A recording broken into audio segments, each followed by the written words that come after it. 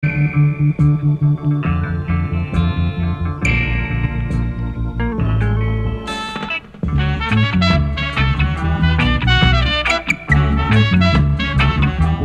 people are not forgiving, because people are not remorseful of actions taken.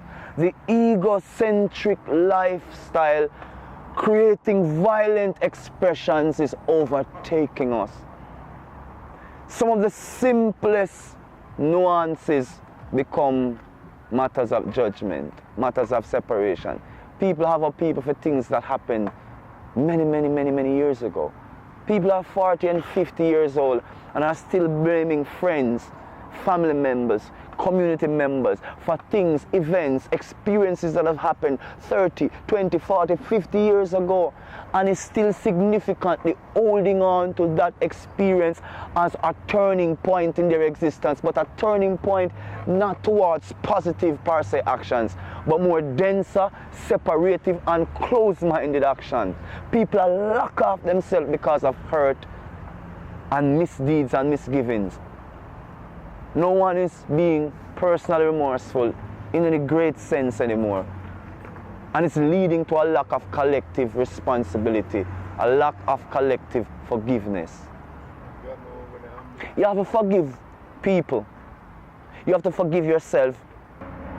You've got to forgive some ex-girlfriend, some other ex-girlfriend. You got to forgive those ex-boyfriends, some other ex-boyfriends, some no-name friends. You've got to forgive people. You've got to forgive others. You've got to forgive yourself of the actions that you thought that you should have or you ought to have taken. We're so filled with hurt and pain and suffering. The trauma is burning us. So we can't clear the slate, and because the slate cannot be cleared, it's hard to put new things on the table. So we're constantly being repressed. Forgiveness has become this high price capital. We got to take it back out of the cosmic and the celestial and bring it back into the natural realms. We got to bring it closer to home. You got to start letting go. Yeah man, you have to delete some of those garbage and junk fears connected with old hurts and old wounds. The physical wound has long healed. Allow the psychological wound to heal. Forgive yourself, forgive the person. Forgive yourself for not being smart enough to have made a choice that would have saved you that unfortunate incident. Forgive that person for being the monster in that moment to be the worst experience ever. Forgive yourself to forgive them, to forgive life, to allow life to be more into your experience.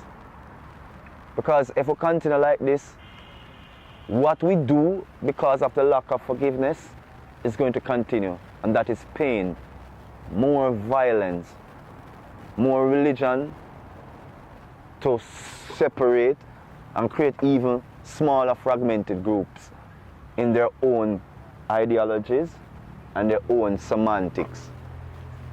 So if we're going to continue on this part of no remorse, no collective forgiveness, no personal responsibility, we are going to find ourselves being more violently hurt and more violently hurting others and causing more violent trauma.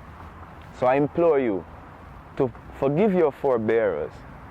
Forgive those who have pressed on your psyche. Forgive those who have so pushed you to the edges of your consciousness.